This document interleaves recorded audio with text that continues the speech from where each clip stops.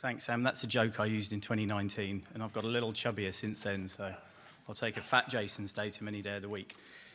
Guys, thank you for your time here today. It's great to be with you both physically and digitally to talk about cinema and at this kickoff. And I think it's probably, this time last year I stood in front of you going, yeah, we're going to have a great year, and there was certainly a little bit of doubt in that. We come off a frankly horrendous 18-month period, but the name of the session today in terms of kickoff is really where our business is going this year, and we've started incredibly well, but we've laid that foundation from last year. So if you are, here's our little agenda that we're going to take through, and we're going to end on a sizzle as always. Val Morgan presentations either end on or what you guys really come for. So what happened in 2022? Well, we're back, and we're back in a really, really big way. So blockbusters returned, and they returned significantly. Quick show of hands for those that didn't go to Top Gun. Shame on you. It's probably still in cinemas somewhere because it's bloody good, but performed hugely. And anytime you have three titles in the top 5 of all time, not just post-pandemic, is a pretty bloody good year outside of the first year of measurement. So, we had that this year. This time last year, Spider-Man, Top Gun, and then we've bookended the year with Avatar, that is still going and has done over 4.5 million people across the country, with 50% of that delivered in 3D technology, which is absolutely mind-blowing. So blockbusters came back, and they came back big for us. Key audiences also bounced back strongly, and what we saw from the beginning of the pandemic was really around that driven by youth. So 18 to 39s continue to be our key demo, and over 52% of our audience is delivered in that demographic, and we consistently see this time after time across huge titles, and sometimes that composition of titles can exceed over 65% of certain films. So we really are the home of youth in that respect. And then the cinema release strategy wins out. So this time last year, there was still a fair bit of concern probably in terms of how studios might look at cinema release strategies. We've moved from 90 days exclusive theatrical window, and I've stabilized at that 45-day period. And what that really gives us, and really the underpinning of this, is the business model around having theatrical as part of that global marketing mix to launch films and franchises. It is not the same as going direct to streaming. And some streaming examples middle of the year opened up the old foe of piracy. So we're pleased that has stabilized, given us a lot of confidence, and you guys a lot of confidence in terms of our audience delivery. And we saw some huge performances of key franchises. These are just some of the big ones that we delivered beyond our big 3, but Batman again, we had Jurassic Park. Minions spawned a trend called Gentle Minions, where young blokes are dressing up as suits coming to Minions. I don't quite get it, but hey, thanks for your patronage. But good to see some really consistent performers, particularly in that middle year with things like Thor and Jurassic World. But these 3 huge cultural media moments really defined us in 2022. And it's the excitement and the build on these films releasing that really sort of set the stage. So, we're really excited by this, and what this does give us is a real platform to talk around the impact of your brand as being part of culture. And those audiences, as I mentioned, but truly bounce back. So youth is 52% of our total demographic, of our total audience, and that is consistent. So we are 3 times more youthful than linear TV. Something to ponder in terms of where you look from an investment perspective, particularly 18-39 demographic, as we can deliver that in addition to the traditional digital channels. Families shows a consistent boom over school holiday periods, where we know that we will deliver a 45 or somewhere between a 40 and a 45% increase over school holiday periods to normal times.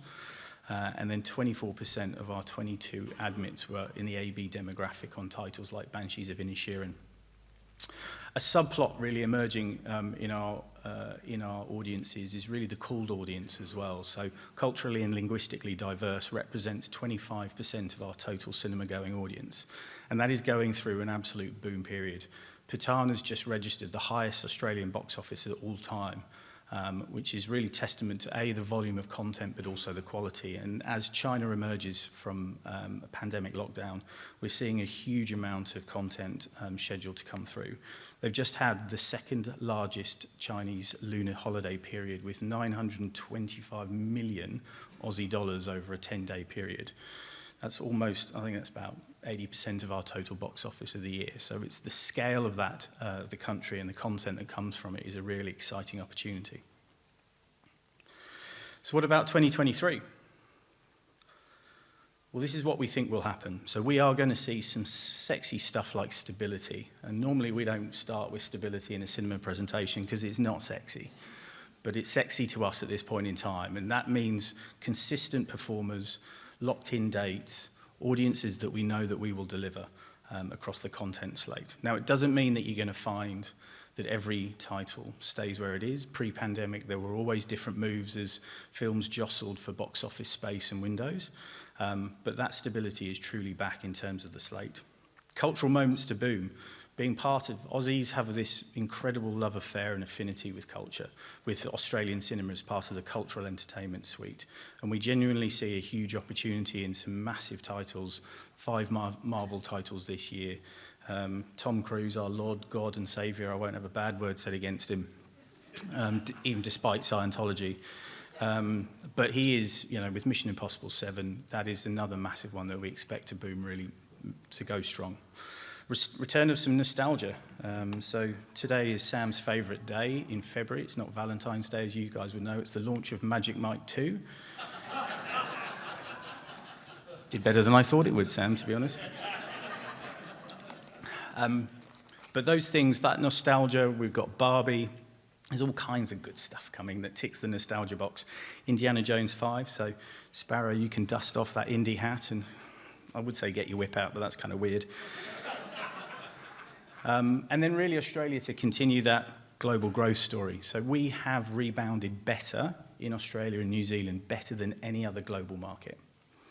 And the reason for that is what you're sitting in today, is the seats, the experience, etc. So we hope that this will continue, and we do see ourselves consistently performing this year to the tune of about 95% of 2019 audiences. And the big storylines. And why we're confident of growth. And despite, the guys, everybody, all the presenters have touched on the sense of potential economic woe. And I really think sort of we are well positioned to ride this out. So first of all, we've got the content, and that's fundamentally crucial to our business. It drives audiences. We've got those cultural moments that people want to be a part of. We've got the attention.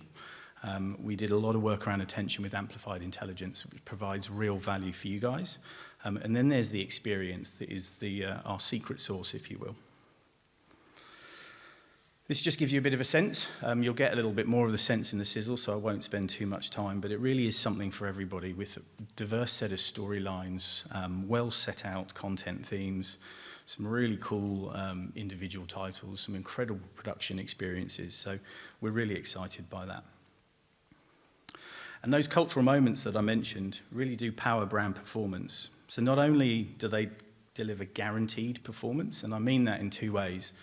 One, in that we guarantee your audiences. So we are not going to be a pain on your schedules when you're looking for things that don't perform. We will always deliver that audience that you buy from us. But also guaranteed performance in terms of where audiences will come to. So this year versus 19, 26%. We're forecasting a 26% growth of top 5 titles as a total percentage share of audience. So be on these ones because they are going to smash it. We forecast 3.2 million people, and Avatar, it's done 4.6 so far, and it's still going.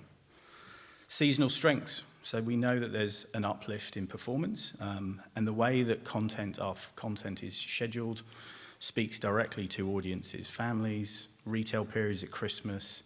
All of that stuff makes absolute sense to be part of that.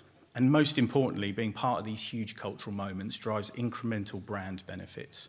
So we know from our varied research that we have that you will drive somewhere between a 20 and 30% better performance than just doing a standard audience buy with us.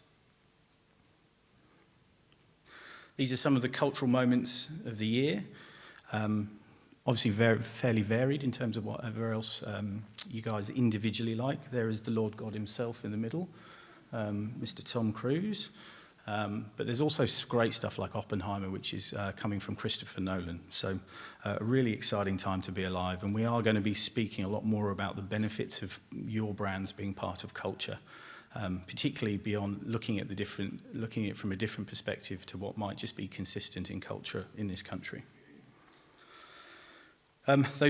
Here's our audiences. That content will drive audiences, and we have the content. So, we are expecting to be up year on year. As I said, we're getting back to about 95% of 2019. It's a good story, and we expect to continue to build on that. And one of the most important features of last year was the work that we did with Amplified Intelligence.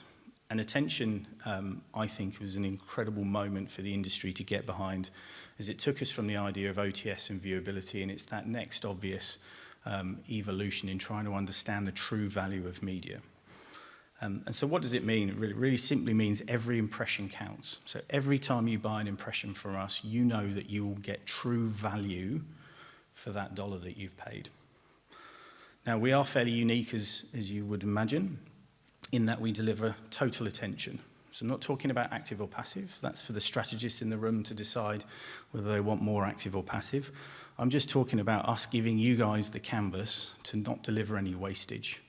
So all the way through your creative, whether it's 15s, 30s, or as we love, 60s, 90s, and 120s, we will deliver you value. And that is fairly unique. In the chart on the left, you see the decay. Lots of other channels deliver high percentages of non-attention as you get past 50% mark. So we've got an interesting perspective in terms of how this works. But we also know that we deliver sustained attention through creatives and pre-show. So that is true value. And what we're seeking to use attention is to really understand its impact as part of your screen planning matrix. So how should cinema not be considered as a nice to have, but be considered as a consistent must-have part of your schedules? The second part is experience, and we think about it in these three ways, really. And one is, I'll go straight to the middle one there, is really like sitting in these rooms, recliners. That is why we've recovered better than most other markets, well, all other markets. But there's a real opportunity to go deeper beyond just on screen. So if you think about, this is an extreme screen experience. We've got Lux and Gold Class. You've got the motion censored with D-Box and 4DX. You've got the family hangouts. You've got all these types of unique experiences that are unique to us, that offer ranges of opportunities to engage with. On the left there, you've got entertainment experiences. So we are committing to double down in this space. And we will be doing more activations external to what we call the hard tops, which is what you're sitting in today. So there's Moonlight, the Move-In series. We've got lots of ambitious plans in that space, and it really does present an interesting opportunity to collaborate and get the brand front and center in front of consumers. And then technology. So just 2 weeks before COVID, we launched a concept called CineGame, which was unfortunate. So we are relaunching that in market. We've got a case study coming out in New Zealand, so we're excited to be able to bring that. And what it isn't is reach, but what it is engagement and how you close the loop, and you also attract different audiences. And a couple of just other, I think probably more business hygiene things that we've been working on. So the Global Cinema First is our trust and transparency partnership with CEDU. So that is us measuring, being able to provide to you third-party reports that show you that your spots went to air at certain times, locations, films, and with the right creative. We've got that validation of play, but we're also including audience in that. We're going to be rolling out, it rolled out on Hoyts towards the end of last year, but we're also targeting and rolling out other of the major exhibitors and major independents. We've got deeper insights of Cinetam Live, our Cinetam Live planning platform, which is available for you guys to use with your clients to understand beyond just high-level demographics, what are the behaviours and what are the right films to choose. We've done a partnership with Roy Morgan back in 2019 to launch this. So it's absolutely there for you and your clients to use, that builds more interesting segments, more psychographic segments that can show the right types of titles, moments and genres for you guys to target. And then increasingly, we're focused on changing the way that we can schedule, but also the speed in which your creative gets to site. So there will be more flexibility and speed in terms of how we do things, which is a real step forward for the business. And then lastly, I want to just touch on ESG, which is a really big project that we worked on last year across the Hoyts and Val Morgan Group. And noting that all other cinema partners have been extensively working on it, given the impact of our businesses on the environment. This is just a very quick headline view of our sustainability framework. We think about it in 4 areas in terms of green screens, which is about the planet. Those are our targets. But obviously, we've got a great responsibility, particularly with waste, and obviously looking at how we get to that net carbon zero footprint.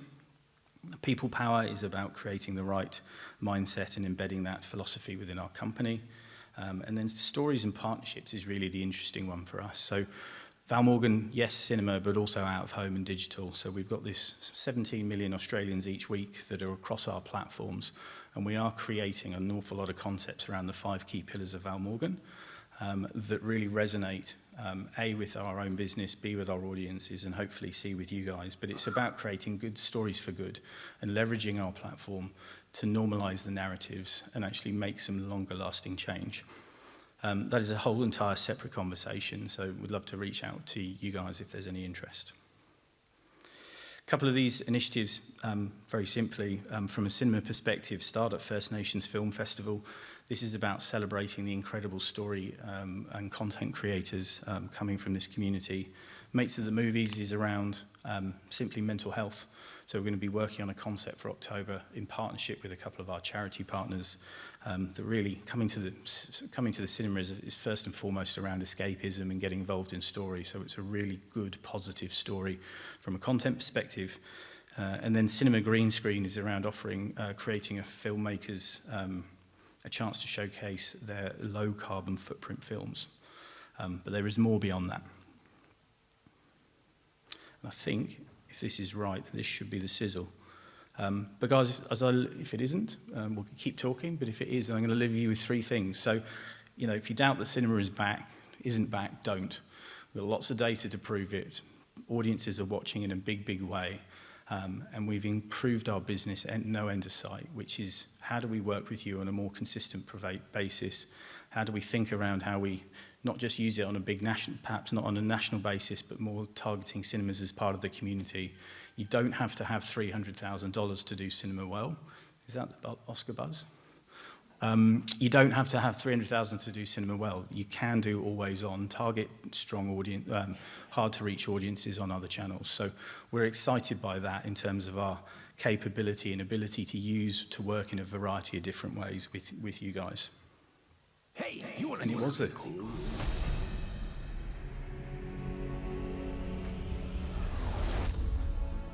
Phil, it's just static frames with darkness in between. It creates an illusion of motion, an illusion of life. So you don't see the darkness. And nothing happens without light. What is this place? Where are we? Behold, the king of the Koopas!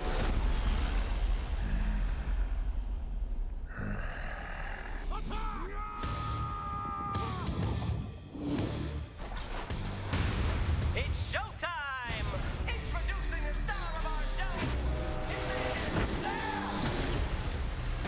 Let's get down to business! Ow! I don't got no time to play around. What is this? Must be a circus in town. Let's shut the shit down. These clowns. Can I get a witness? Now go fight for your family. Go fight for the world. What's your name again? Whitney Elizabeth Houston.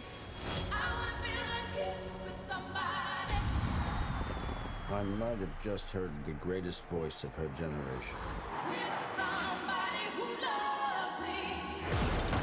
Listen up, all you big dick Mr. Man! Who wants to see me fight a fucking snake? Fuck yeah! You're talking to me, are you? What the hell's going on with you, me feckin' brother? He's dull, Siobhan. But he's always been dull. Now, if I've done something to you, just tell me what I've done to you. When you didn't do anything to me, I just don't like you no more. Why does he not want to be friends with you no more? What is he, 12? You can't just love something, you also have to take care of it. You ready, John? Yeah. There is no call we do not answer. There is no faith that we betray. You need cool. Been a long time, Doc. Baby, I'm not I'm gonna send back. There's something I never told you. So, what's it gonna be? Ant-Man.